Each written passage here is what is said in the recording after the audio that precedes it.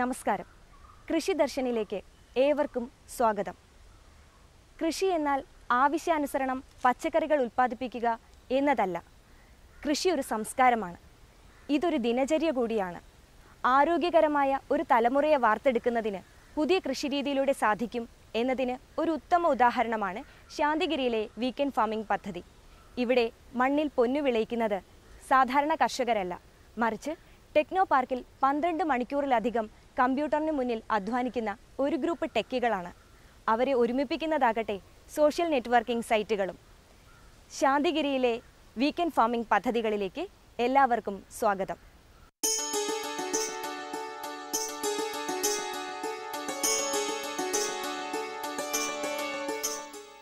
ഇത് ശാന്തിഗിരി ആശ്രമത്തിലെ weekend farming unit.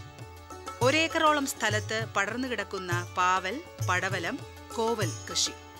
ഇവിടെ കൃഷി ചെയ്യുന്നത് കർഷകരല്ല, മറിച്ച് കൃഷിയെ സംസ്കാരമായും ജീവിത രീതിയുടെ ഭാഗമായും മാനസികോല്ലാസത്തിന്റെ മാർഗമായും സ്ട്രെസ് റിലീസിംഗായും കാണുന്ന ടെക്നോ പാർക്കിലെ ഒരു സംഘം ടെക്കികളാണ്.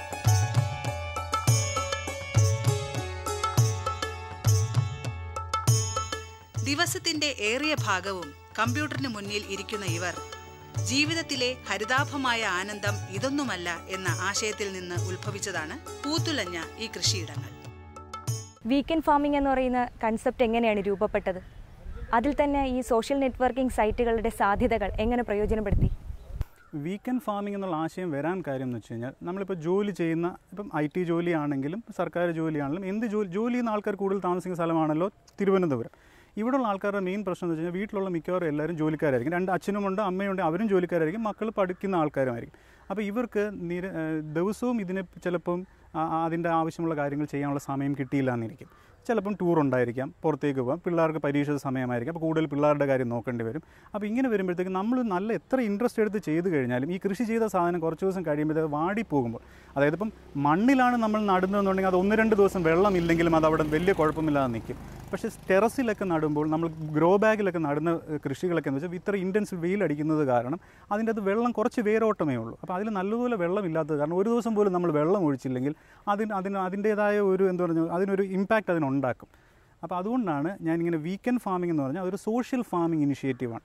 അതായത് ഒരാളായിട്ട് നമുക്ക് ചെയ്യാൻ പറ്റില്ലെങ്കിലും നമുക്കൊരു കളക്റ്റീവായിട്ട് ചെയ്യാൻ പറ്റും. കളക്റ്റീവായിട്ട് ചെയ്യാന്ന് വെച്ചാൽ എനിക്ക് ഇന്ന് വെള്ളം ഒഴിക്കാൻ പറ്റി, നാളെ ഞാൻ പറ്റിയില്ലെങ്കിൽ എൻ്റെ കൂട്ടുകാരനെ വിളിച്ചിട്ട് പറയാൻ നീ ഒന്ന് നോക്കിയേക്കണേ എന്ന് പറഞ്ഞാൽ at least somebody will be doing it. Because എല്ലാവരും അതിൽ നിന്ന് ഗുണഭോക്താക്കളായതുകൊണ്ട് ആരെങ്കിലുമൊക്കെ അത് മെയിൻറ്റെയിൻ ചെയ്യും എന്നുള്ളതുകൊണ്ടാണ് ഈ വീക്കെൻഡ് ഫാമിംഗ് കോൺസെപ്റ്റിലേക്ക് വന്നത്. ഇതിൻ്റെ ടെക്നിക്കൽ ഇംപ്ലിമെൻറ്റേഷൻ എന്ന് പറഞ്ഞു കഴിഞ്ഞാൽ നിങ്ങൾക്കൊക്കെ കുറച്ച് പേർക്കെങ്കിലും അറിയാമായിരിക്കും. അതായത് ഫാം വില്ലി എന്ന് പറഞ്ഞിട്ട് ഈ ഫേസ്ബുക്കിൽ ഒരു ഫാമിംഗ് കളിക്കുന്ന ഒരു ഇതുണ്ട്. കുറേ ടെക്കികൾ അതിലൊത്തിരിയും കളിച്ചിട്ടുണ്ട് ഫാമിൽ എത്രയോരോ സമയങ്ങൾ. അതെന്ന് വെച്ചാൽ നമുക്കൊരു സ്ഥലം അവർ തരും, ആ സ്ഥലത്തിൻ്റെ അത് നമ്മൾ കൾട്ടിവേറ്റ് ചെയ്യുക, അതെടുക്കുന്ന പോയിൻറ്റ്സ് ഉണ്ട്. ആ ഒരു സിസ്റ്റം ഒരു ഫാം വില്ലി എന്ന് പറയും. അത് ഒത്തിരിയും പേര് കളിച്ചിട്ടുണ്ട്. അപ്പം ഞാൻ വിചാരിച്ചതെന്ന് വെച്ച് കഴിഞ്ഞാൽ അതുപോലൊരു സിസ്റ്റം നമ്മൾ ഒരു IT അതായത് ഇൻ്റർനെറ്റ് ബേസ്ഡ് ആയിട്ട് ഒരു വെബ് ബേസ്ഡ് ആയിട്ട് ഒരു സാധനം ഉണ്ടാക്കുക, അതിൻ്റെ റിയൽ ഇംപ്ലിമെൻറ്റേഷൻ.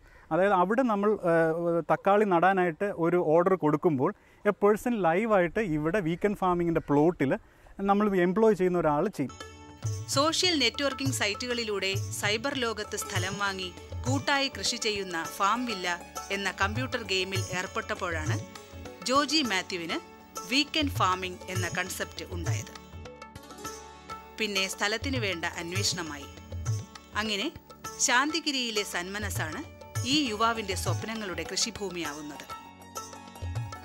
വാരാന്ത്യങ്ങളിൽ ഇവിടെ എത്തുന്ന ടെക്നോ പാർക്കിലെ ജീവനക്കാർ കൃഷിയെ ജീവിതത്തിന്റെ തന്നെ ഭാഗമാക്കി മാറ്റി. കൃഷി എന്ന് പറയുന്ന ഒരു വ്യവസായമല്ല, മറിച്ച് ഒരു പരിശ്രമമാണ്. അപ്പോൾ ആ പരിശ്രമം എന്ന് പറയുന്നത് പ്രകൃതിയുമായും മനുഷ്യരും തമ്മിൽ കൂട്ടിയിണക്കുന്ന വലിയൊരു ഘടകം തന്നെയാണ്. അപ്പോൾ അതിനുള്ള ഒരു ശ്രമം, അതാണ് ശാന്തിഗിരിയുടെ കൃഷി രീതികൾ. പ്രത്യേകിച്ച് ഇന്നത്തെ യുവതലമുറ കൃഷിയിൽ നിന്നും വളരെ ദൂരെ മാറിക്കൊണ്ടിരിക്കുന്നു. പ്രത്യേകിച്ച് IT അതുപോലുള്ള മേഖലകൾ മുന്നോട്ട് വന്നപ്പോൾ ഇന്നത്തെ ചെറുപ്പക്കാരുടെ ജോലി എന്ന് പറയുന്നത് ഈ IT അല്ലെങ്കിൽ വൈറ്റ് കോളർ ജോബ് എന്ന ഒരു സങ്കല്പത്തിലേക്ക് പോവുകയും കൃഷിയിലൂടെ കൂടുതൽ വരുമാനം ലഭിക്കാതെ വരികയും ചെയ്തപ്പോൾ കൃഷി പ്രത്യേകിച്ച് യുവതലമുറയിൽ ഒരു അന്യം നിന്ന് പോകുന്ന അവസ്ഥ കാണുന്നുണ്ട്. അപ്പോൾ ഈ അവസരത്തിലാണ് ശാന്തിഗിരിയിൽ ഇവിടെ നമ്മുടെ ഏറ്റവും അടുത്തുള്ള ടെക്നോ പാർക്കിലുള്ള കുറേ ചെറുപ്പക്കാരുമായി നമ്മൾ ഈ ആശയം സംസാരിക്കുകയും അപ്പോൾ അവർ ഈ ആശയത്തെ വളരെയധികം സ്വീകരിക്കുകയും ചെയ്തു. ഇതിൻ്റെ പിന്നിലെ ഏറ്റവും വലിയ ഘടകമെന്ന് പറയുന്നത് ഇപ്പോൾ സ്ട്രെസ് റിലീസാണ് കൃഷി എന്ന് പറയുന്നത്. ഇപ്പോൾ ഈ അവസ്ഥയിലാണ് ഇപ്പോൾ വീക്കെൻഡ് ഫാമിംഗ് എന്ന ഒരു സങ്കല്പം നമ്മളെ ഇവിടെ ടെക്നോ പാർക്കിലുള്ള ഒരു 10-60 ടെക്കീസുകളുമായി സംസാരിക്കുകയും അവരുടെ ആരോഗ്യ പ്രശ്നങ്ങളെപ്പറ്റി ചർച്ച ചെയ്ത കൂട്ടത്തിൽ സ്ട്രെസ് റിലീസിന് ആയുർവേദത്തോടൊപ്പം തന്നെ കൃഷി ഒരു ഘടകമായി കാണുകയും അങ്ങനെ ശനി ഞായർ ദിവസങ്ങളിൽ ആശ്രമത്തിൽ ഒത്തുചേരാനും അപ്പോൾ ആശ്രമത്തിലെ കൃഷി രീതികൾ അവർ പരിചയപ്പെടുത്തി അങ്ങനെ ഒരു കൃഷി സംവിധാനം നമ്മൾ തുടക്കം കുറിച്ചു. ആദ്യമായി ഇവിടെ വിത്തിറക്കിയത് പടവലമായിരുന്നു. കിളച്ച് നിരപ്പാക്കി കുമ്മായം ഇട്ട സ്ഥലത്ത് ഒരാഴ്ച കഴിഞ്ഞ് പ്രത്യേകം തയ്യാറാക്കിയ ചകിരിച്ചോറ്, വേപ്പിൻ പിണ്ണാക്ക്, എല്ലുപൊടി, കാലിവളം, വെർമി കമ്പോസ്റ്റ് എന്നിവ നൽകി ഫലഭൂയിഷ്ടമാക്കി വിത്തിറക്കുന്നു. വെള്ളത്തിലിട്ട് കുതിർത്ത വിത്താണ് നടാൻ ഉപയോഗിക്കുന്നത്. TA-19 കൗമുദി വിത്തുകളാണ് പരീക്ഷണാടിസ്ഥാനത്തിൽ ആദ്യം ഇറക്കിയത്. പച്ചയിൽ വെള്ള വരകളോടുകൂടിയ പടവലമാണ് TA-19 വിത്തിലൂടെ ലഭിക്കുന്നത്. ഈ ഇനത്തിന്റെ കാമ്പിന് കട്ടി കൂടുതലായതിനാൽ കൂടുതൽ കാലം സൂക്ഷിച്ചു വയ്ക്കാൻ സാധിക്കും. 1.5 കിലോഗ്രാമിന് മുകളിൽ തൂക്കം വരുന്ന വെളുത്ത് നീണ്ട കായ്കളാണ് കൗമുദി വിത്തിനങ്ങളിലൂടെ വിളയിച്ചെടുക്കുന്നത്. 60 സെന്റിമീറ്റർ വീതിയിലും 45 സെന്റിമീറ്റർ താഴ്ചയിലും ചാലുകളെടുത്ത് വിത്തുപാകുന്നു. ചെടി വളർന്നു കഴിയുമ്പോൾ അവയ്ക്ക് വള്ളി വീശി കയറാനായി മുള കൊണ്ടുള്ള പന്തലൊരുക്കിയിട്ടുണ്ട്. മുളകളെ തമ്മിൽ പ്ലാസ്റ്റിക് ചരടുകൾ കൊണ്ട് തലങ്ങും വിലങ്ങും ബന്ധിപ്പിച്ചിട്ടുണ്ട്. പന്തലിനടിയിലൂടെ ഒരാൾക്ക് സുഗമമായി നടന്നു പോകാൻ കഴിയുന്നത്ര ഉയരത്തിലാണ് പന്തലിന്റെ നിർമ്മാണം. വള്ളി വീശി തുടങ്ങുമ്പോഴും പൂവിടുമ്പോഴും വളപ്രയോഗം നടത്താറുണ്ട്. പ്രധാനമായും വെർമി കമ്പോസ്റ്റ് വളമാണ് ഇവിടെ ഉപയോഗിക്കുന്നത്. പച്ചക്കറികളുടെ അവശിഷ്ടം തന്നെ മികച്ച രീതിയിൽ ഓർഗാനിക് വളമായി നൽകി വരുന്നു. എങ്ങനെയൊക്കെയുള്ള കൃഷിരീതികളാണ് ഇപ്പോൾ ഇവിടെ ചെയ്യുന്നത്?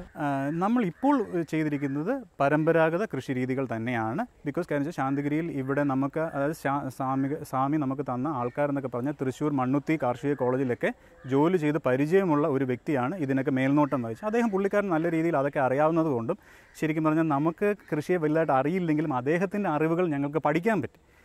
അദ്ദേഹം ഇങ്ങനെ ചെയ്യുന്ന ഓരോരോ കാര്യങ്ങൾ നമുക്ക് മനസ്സിലാക്കാനും പറ്റി. കീടബാധ അധികം ബാധിക്കാത്ത വിളയാണ് പടവലം. ഇലചുരുട്ടിപ്പുഴു, കായ്തണ്ട് തുരപ്പൻ പുഴു എന്നിവയാണ് പടവലത്തിന്റെ ശത്രുക്കൾ. ഇവയ്ക്ക് പ്രതിവിധിയായി 5% വീര്യമുള്ള വേപ്പിൻ ഗുരുസത്ത്, ഗോമൂത്രം, കാന്താരിമുളക് ലായനി, വെർമി വാഷ് ലായനി എന്നിവ തളിച്ചു കൊടുക്കുന്നു. 90 ദിവസം വരെയാണ് ഒരു പടവലം ചെടിയുടെ ആയുസ്.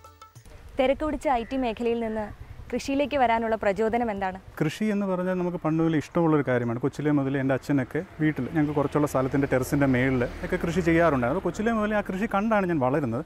പക്ഷേ ഞാൻ കൃഷിയിലേക്ക് മെയിനായിട്ട് വരാനുള്ള കാര്യം എന്ന് പറഞ്ഞു കഴിഞ്ഞാൽ അത് അച്ഛൻ ചെയ്യുമ്പോൾ അത്ര നമ്മൾ ശ്രദ്ധിച്ചിട്ടില്ല, അതിൻ്റെ കൂടെ പാർട്ടാവുന്നതേ ഉള്ളൂ. കൃഷിയിലേക്ക് മെയിനായിട്ട് ചെയ്യണം എന്ന് തോന്നാൻ കാര്യം വെച്ച് കഴിഞ്ഞാൽ ഇവിടെയുള്ള പല ആൾക്കാർക്കും ക്യാൻസർ പോലത്തുള്ള അസുഖങ്ങൾ വളരെ വ്യാപകമാവുകയും അതിൻ്റെ മെയിൻ കാര്യം എന്ന് പറയുന്നത് പലരും പറയുന്നത് ആഹാരം തന്നെയാണ്. നമ്മുടെ ജീവിതശൈലി ഒരു പ്രശ്നമാണ്, നമ്മുടെ ആഹാരം കഴിക്കുന്നില്ല. ടെക്നോ പാർക്കിലെ ഉദ്യോഗസ്ഥർ തന്നെയാണ് ഇവിടെ വളമിടുന്നതും വിളവെടുക്കാറുമുള്ളത്. പടവലം കൃഷിയിലെ വിളവെടുപ്പ് പകർന്നു നൽകിയ കൃഷിപാഠത്തിന്റെ ബലത്തിൽ തുടർന്നിവർ പാവലും കോവലും കത്തിരിക്കയും കൃഷി ചെയ്തു. 20 സെന്റിൽ പടർന്നു കിടക്കുന്നതാണ് പാവൽ തോട്ടം. വരികൾ തമ്മിലും വരികൾക്കിടയിലെ ചെടികൾ തമ്മിലും 2 മീറ്റർ അകലം വരത്തക്ക വിധം 50 സെന്റിമീറ്റർ വ്യാസവും 50 സെന്റിമീറ്റർ താഴ്ചയുമുള്ള കുഴികളെടുത്ത് പടവലത്തിന് നൽകിയ വളപ്രയോഗ രീതികളിലൂടെയാണ് പാവലും കൃഷി ചെയ്തിരിക്കുന്നത്. മികച്ച ജലസേചന സൗകര്യമുണ്ടെങ്കിൽ ഏത് സീസണിലും വിത്തിറക്കാവുന്ന പച്ചക്കറിയാണ് പാവൽ. സുഗമമായ വളർച്ചയ്ക്കായി ധാരാളം വെള്ളം ഈ ചെടി ആവശ്യപ്പെടുന്നുണ്ട്. ഇവിടെ ജലസേചന സൗകര്യത്തിനായി ഒരു കിണർ ഒരുക്കി മോട്ടോർ ഉപയോഗിച്ച് ജലസേചനം നടത്തിവരുന്നു. പാവലിൽ പെൺപൂവ് ഉണ്ടായി പരാഗണം നടന്ന് ഏകദേശം 14 ദിവസം കഴിയുമ്പോൾ വിളവെടുത്ത് തുടങ്ങുന്നു. ഇളം പച്ച നിറമുള്ള മൂപ്പെത്താത്ത കായ്കളാണ് ആദ്യം പറിക്കുക. അടുത്ത വിത്തിറക്കലിന്റെ മുന്നോടിയായി കുറെ പാവലുകൾ പഴുക്കാനും അനുവദിക്കുന്നു. കായുടെ അറ്റം ഓറഞ്ചോ ചുവപ്പോ നിറമാകുമ്പോൾ വിത്തിനായി പറിച്ചെടുത്ത് സംരക്ഷിക്കുന്നു. പ്രധാനമായും വെർമി കമ്പോസ്റ്റ് വളമാണ് പാവലിനും നൽകാറുള്ളത്. പാവൽ പടർന്നു വരുന്ന പന്തലിൽ തന്നെ ഇടവിള കൃഷിയായി കത്തിരി, മുളക് എന്നിവ കൃഷി ചെയ്യുന്നു. പടവലത്തിനായി ഒരുക്കുന്ന വളക്കൂറുള്ള മണ്ണും വളവും ഈ ഇടവിള കൃഷിക്കും പ്രയോജനപ്പെടുത്താം. അതിനാൽ പ്രത്യേകമായി വളപ്രയോഗമോ ജലസേചനമോ ആവശ്യമായി വരുന്നില്ല. നീർവാർച്ച സൗകര്യമുള്ള മണ്ണിൽ ആദായകരമായി കൃഷി ചെയ്യാവുന്ന ദീർഘകാല വെള്ളരി വർഗ വിളയാണ് കോവലെന്ന് കണ്ടെത്തിയതും ഈ ടെക്കി കർഷകരാണ്.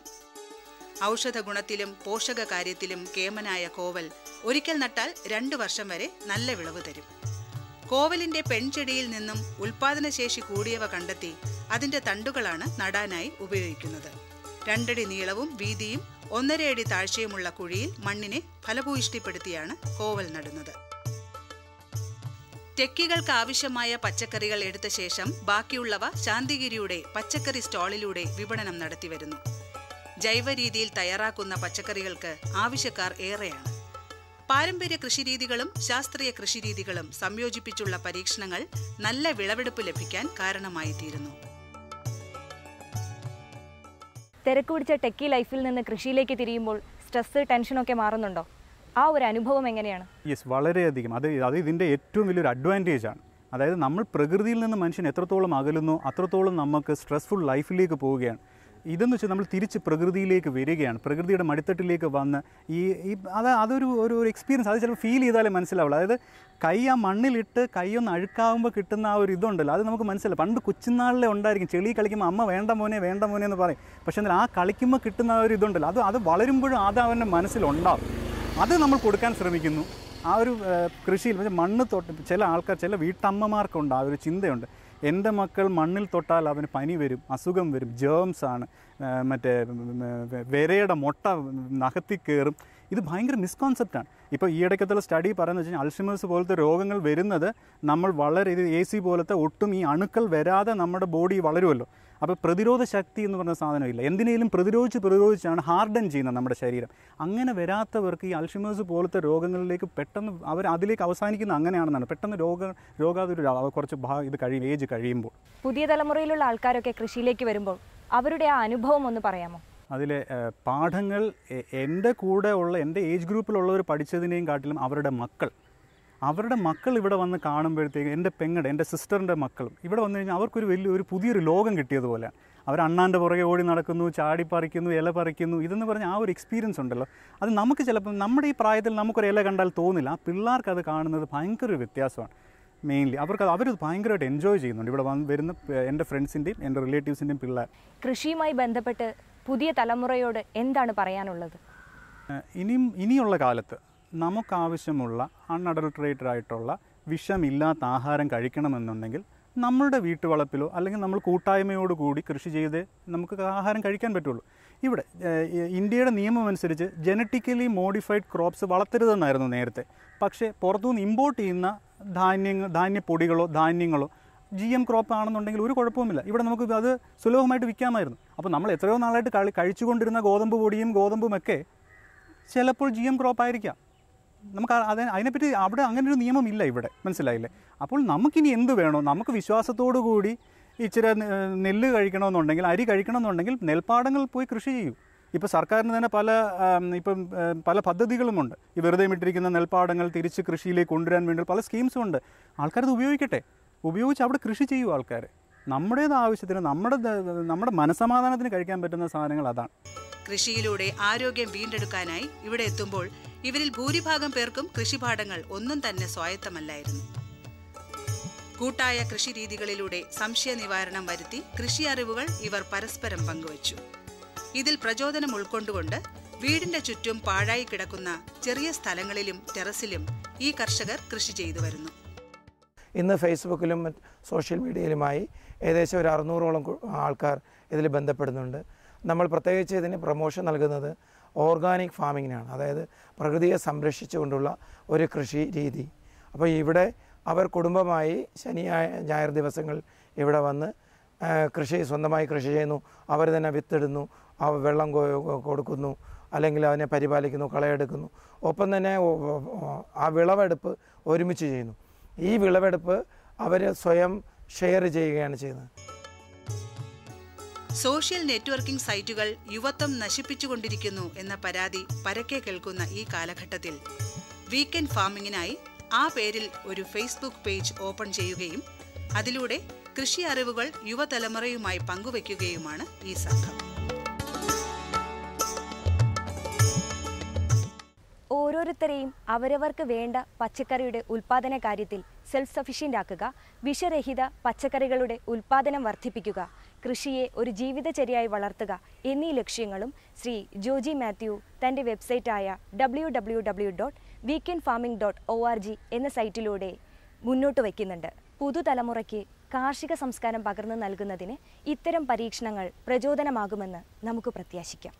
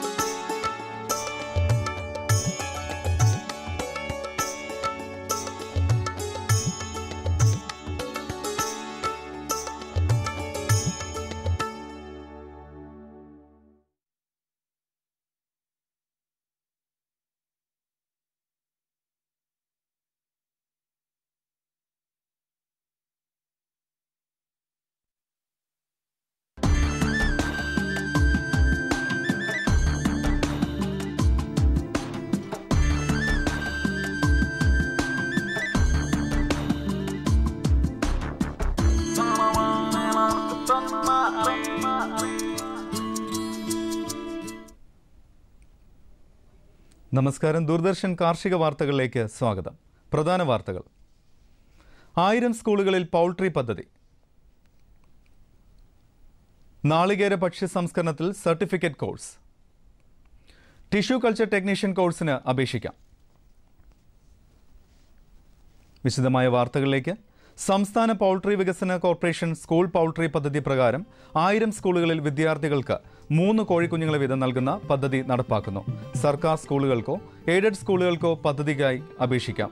ഒരു സ്കൂളിൽ ശരാശരി 100ഓളം കുട്ടികൾക്ക് 3 വീതം മുട്ടക്കോഴിക്കുഞ്ഞുങ്ങളെ നൽകും. പ്രാദേശിക വെറ്റിനറി സർജന്മാർക്കും സ്കൂൾ പ്രഥമാധ്യാപകർക്കും അധ്യാപക രക്ഷകർത്ത സംഘടനകൾക്കും അപേക്ഷ സമർപ്പിക്കാം.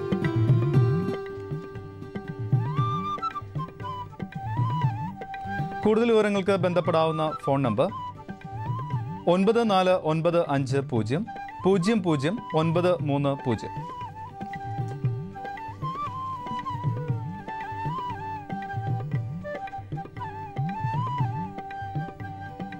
നാളികേര വികസന ബോർഡിന്റെ വാഴക്കുളത്ത് പ്രവർത്തിക്കുന്ന ഇൻസ്റ്റിറ്റ്യൂട്ട് ഓഫ് ടെക്നോളജി നാളികേര സംസ്കരണവും ഉൽപ്പന്നങ്ങളുടെ ഗുണനിലവാരം നിലനിർത്തലും ആസ്പദമാക്കി 1 മാസം ദൈർഘ്യമുള്ള സർട്ടിഫിക്കറ്റ് കോഴ്സ് ആരംഭിക്കുന്നു.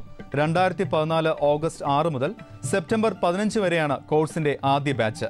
കോഴ്സിന് ചേരാനുള്ള അടിസ്ഥാന യോഗ്യത ഏതെങ്കിലും സയൻസ് വിഷയത്തിലുള്ള ബിരുദമാണ്. പഠനോപകരണങ്ങളും ഭക്ഷണവും അടക്കം ഫീസ് 12,000 രൂപയാണ്. അപേക്ഷ സമർപ്പിക്കേണ്ട അവസാന തീയതി ജൂലൈ 28. വിലാസം: പ്രോസസിംഗ് എഞ്ചിനീയർ, നാളികേര വികസന board, institute of technology, Keenpuram, Vazhakulam, Aluva. കൂടുതൽ വിവരങ്ങൾ ലഭ്യമാകാൻ ബന്ധപ്പെടേണ്ട phone number 0484-2679680. Mobile number 94-955-69300.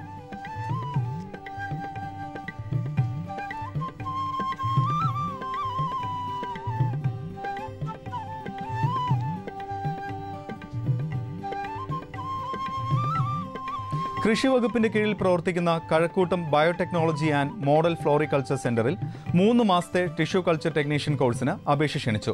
Agriculture, biology, botany വിഷയങ്ങളോടെ +2 അല്ലെങ്കിൽ VHSC പാസ്സായിട്ടുള്ള 30 വയസ്സിന് താഴെ പ്രായമുള്ളവർക്ക് അപേക്ഷിക്കാം. ഒരു ബാച്ചിൽ 10 പേർക്ക് മാത്രമാണ് പ്രവേശനം. കോഴ്സ് ഫീസ് 4,500 രൂപ. കോഴ്സ് വിജയകരമായി പൂർത്തിയാക്കുന്നവർക്ക് പ്രതിമാസം 1,500 രൂപ സ്റ്റൈപ്പൻഡോടുകൂടി 3 മാസത്തേക്ക് അപ്രന്റീസ്ഷിപ്പ് ട്രെയിനിംഗ് നൽകും. കൂടുതൽ വിവരങ്ങൾ അറിയുന്നതിന് ബന്ധപ്പെടാവുന്ന phone number 0471-2-413-739.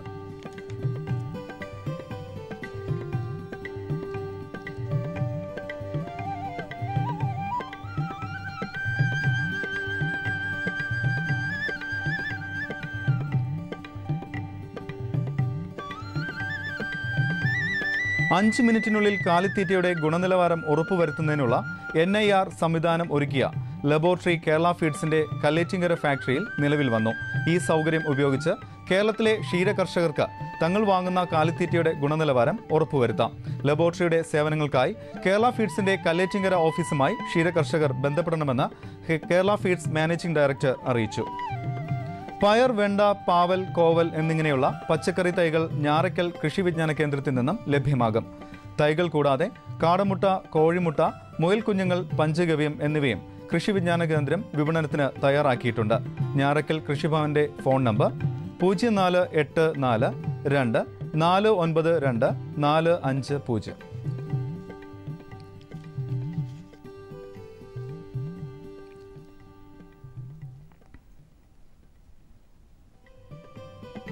Indian council of agricultural റിസർച്ചിന്റെ അഖിലേന്ത്യാ കൂൺ ഗവേഷണ പദ്ധതിയുടെ ഭാഗമായി വെള്ളായണി കാർഷിക കോളേജിൽ പ്ലാന്റ് പത്തോളജി വിഭാഗത്തിൽ ഈ മാസം 23, 24 തീയതികളിൽ കൂൺ കൃഷി പരിശീലന പരിപാടി നടത്തുന്നു.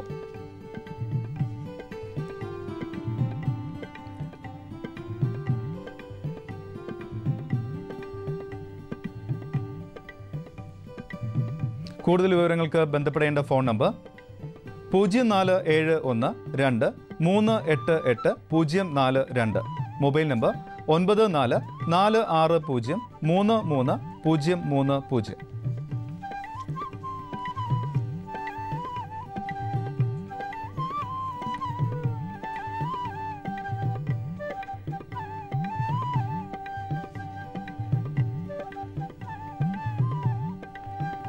വെള്ളായണി കാർഷിക കോളേജിൽ അഗ്രികൾച്ചറൽ മൈക്രോബയോളജി വിഭാഗത്തിൽ ഒരു ടീച്ചിംഗ് അസിസ്റ്റന്റ് താൽക്കാലിക ഒഴിവിലേക്ക് വാക്ക്-ഇൻ ഇന്റർവ്യൂ നടത്തുന്നു. MSc agricultural microbiology, MSc microbiology എന്നിവയിൽ ഫസ്റ്റ് ക്ലാസ് ബിരുദവും ഫസ്റ്റ് ക്ലാസ് MPhil ബിരുദവുമാണ് യോഗ്യത. കൂടുതൽ അംഗീകൃത സ്ഥാപനത്തിൽ നിന്നും 2 വർഷത്തിൽ കുറയാതെയുള്ള അധ്യാപന പരിചയവും.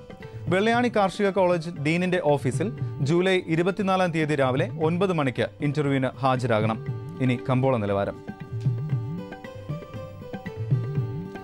വെളിച്ചെണ്ണ കൊച്ചി ക്വിൻ്റലിന് 15,300 രൂപ, കോഴിക്കോട് 16,000, തൃശൂർ 15,350, കൊപ്ര കൊച്ചി 10,600, കോഴിക്കോട് 10,700, തൃശൂർ 10,265, കുരുമുളക് അൺഗാർബിൾഡ് 71,500, ഗാർബിൾഡ് 74,500, ചുക്ക് മീഡിയം 31,000, ബെസ്റ്റ് 32,500, മഞ്ഞൾ സേലം 7,000, ഈറോഡിൽ 7,200, അടയ്ക്ക പുതിയത് 26,000 മുതൽ 27,000 വരെ. Kochi rubber RSS 5 13,200, rubber RSS 4 13,900, Kottayam rubber RSS 5 13,300, rubber RRS 4 13,975. കമ്പോള നിലവാരം കൊച്ചിയിൽ വെളിച്ചെണ്ണ ക്വിൻ്റലിന് 15,300, കൊപ്ര 10,600, പിണ്ണാക്ക് എക്സ്പെല്ല 2,200, റോട്ടറി 3,000, കുരുമുളക് അൺഗാർബിൾഡ് 71,500, ഗാർബിൾഡ് 74,500, ചുക്ക് മീഡിയം 31,000, ബെസ്റ്റ് 32,500, മഞ്ഞൾ നാടൻ 6,200, അടയ്ക്ക പുതിയത് 26,000 മുതൽ 27,000 വരെ. ജാതിക്ക തൊണ്ടൻ കിലോഗ്രാമിന് 225 മുതൽ 275 വരെ. ജാതിക്ക തൊണ്ടില്ലാത്തത് 450 മുതൽ 475 വരെ. ജാതിപത്രി 750 മുതൽ 900 വരെ. ഗ്രാമ്പു 900 മുതൽ 1,025 വരെ. റബ്ബർ RSS 5 ക്വിൻ്റലിന് 13,200, റബ്ബർ RSS 4 13,900, ഒട്ടുപാൽ 9,000, ലാറ്റക്സ് 9,800 രൂപ.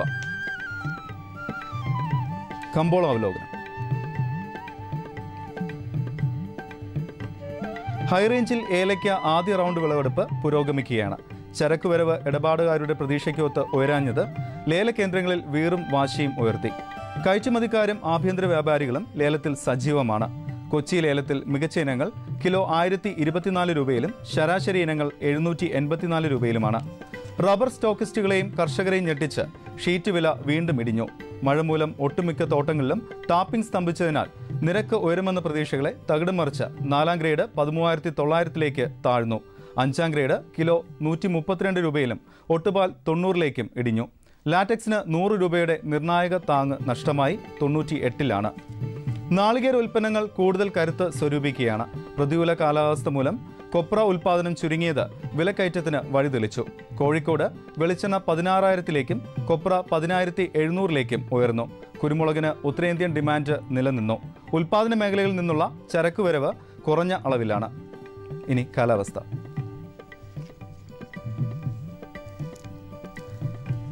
കണ്ണൂർ കൂടിയ താപനില 28 ഡിഗ്രി സെൽഷ്യസ്, കുറഞ്ഞ താപനില 22.5 ഡിഗ്രി സെൽഷ്യസ്. കോഴിക്കോട് 29.9, 23.7.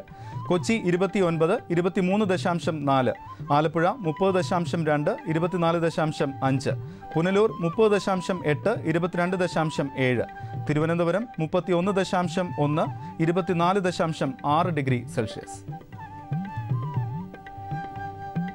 ഇന്നത്തെ കാർഷിക വാർത്തകൾ സമാപിക്കുന്നു. നമസ്കാരം.